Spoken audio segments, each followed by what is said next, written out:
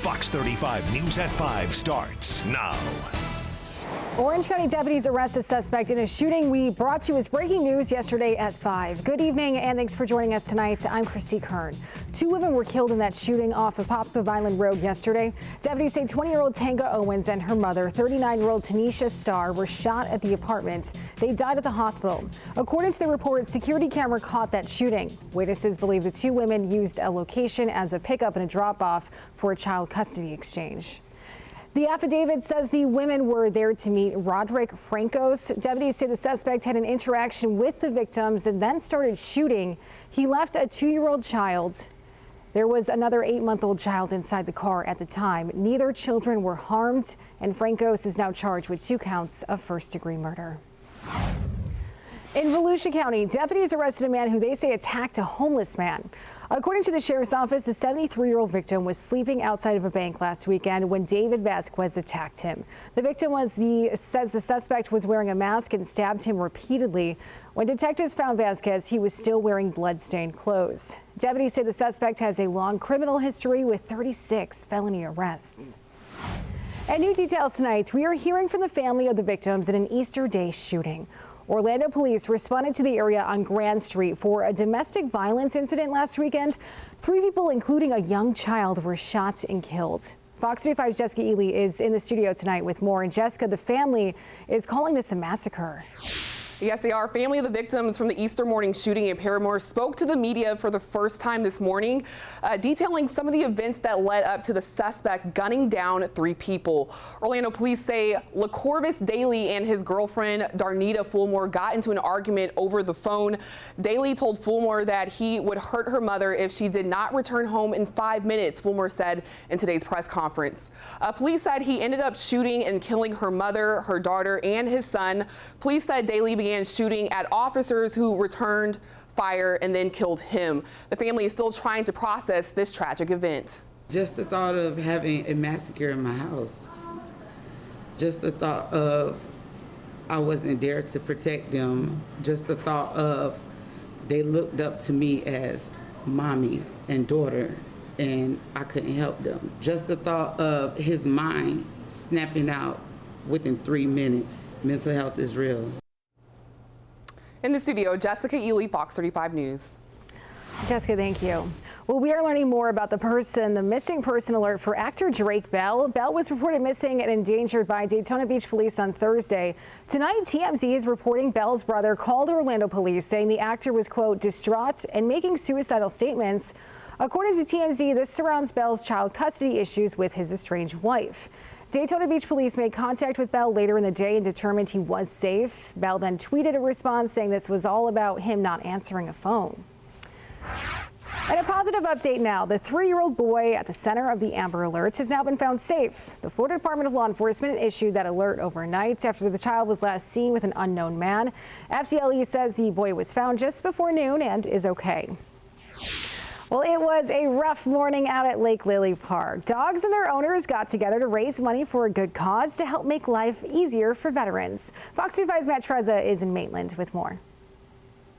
These paws were for a cause in Maitland this morning. Dogs and their owners walking an easy 3K around Lake Lily Park to raise money for Southeastern guide dogs. We spend time in putting love and energy into the dogs. Then they turn around and become superheroes for veterans like myself and people who are visually impaired. It's really, really awesome. Fox 35 was one of the event's proud sponsors. Southeastern Guide Dogs started the day about $100,000 shy of their $1 million fundraising goal, but with high hopes. Southeast Guide Dogs has 2 main training programs, teaching dogs like Astro here how to be either guide dogs or service dogs for veterans. Astro's trainer, Marissa Blanco, says these dogs save lives. A lot of it is safety factor, right? So making sure the dog stops at curbs, learning how to cross the street. It is a partnership, though. It's always teamwork with person and dog. People who qualify can get a service dog from Southeastern for free. Today's walkers say dogs make people's lives better. Just companionship and love, and I love her. It's that comfort blanket, and I wouldn't trade him for anything else in the world. This was the organization's 40th walkathon in Central Florida. In Maitland, Matt Trezza, Fox 35 News. Well, Matt wasn't the only Fox team member enjoying that event. Take a look at all these smiling faces today. You might recognize up front there Fox News 5 anchor Ray Vieta in that picture as well. He brought his newest foster pup to the event. This is little Rascal. Aw, how sweet is he? He is up for adoption through Poodle and Pooch Rescue. Great to see it. It really was a beautiful morning to get outside. Fox News 5 Storm Team meteorologist Mike Linden is joining us now with a check on that forecast. Mike, hey, it was great out there, right? It was certainly great out there earlier today. A little bit muggy, but we are looking at active weather returning through the evening hours, and it could get rather noisy through central Florida. Watching some really strong storms firing up to the west of us near Bushnell. And if you look off toward Tampa as well, coming in from the southwest, soon to make their way towards central Florida. We're talking between 8 and 10 o'clock this evening. You could be looking at some pretty heavy rainfall, possibly even some lightning within that storm too. Let's just look at this cell off to our west here. You can see plenty of lightning firing up, particularly on the back end of that storm as it works its way eastward.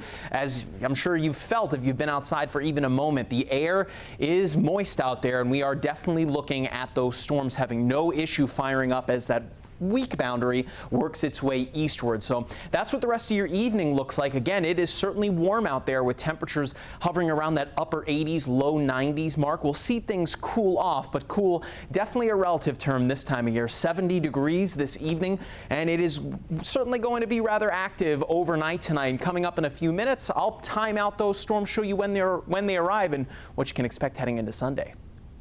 All right, Mike, thank you. Well, folks in Fort Lauderdale are cleaning up the mess after a record-breaking rainfall. Reports indicate up to 26 inches of water fell in that area. Wow, leaving the Fort Lauderdale airport closed until yesterday morning. Fox Weather's Brady Campbell has an update tonight. We're at Fort Lauderdale Hollywood International Airport, which is one of many places impacted by severe weather this week. On Wednesday, 2 short-lived tornadoes spun nearby the airport. Rain was a big issue. Over 2 feet of it was recorded here. It caused flooding in Broward County, including here at the airport, and you can still see some of it in the airfield right behind me. When it comes to flights, they have been canceled since Wednesday, with the airport finally reopening Friday morning with partial operations as one runway is still flooded. We checked in with people who had delayed and canceled flights to see how they're feeling. Honestly, a little bit crazy. I mean, we're about to go to college. So I guess it's an experience to learn how to handle these stuff on your own, because we really have been. But stressful, extremely very stressful. We've been up all night. With flash flooding filling the roads, many cars were stalled and drivers were left stranded. Residents felt impacts at home. You can see these houses were flooded with water up to their knees as they stood outside. Water up to this man's waist. The mayor of Fort Lauderdale says fire rescue teams responded to over 900 calls for help on Wednesday.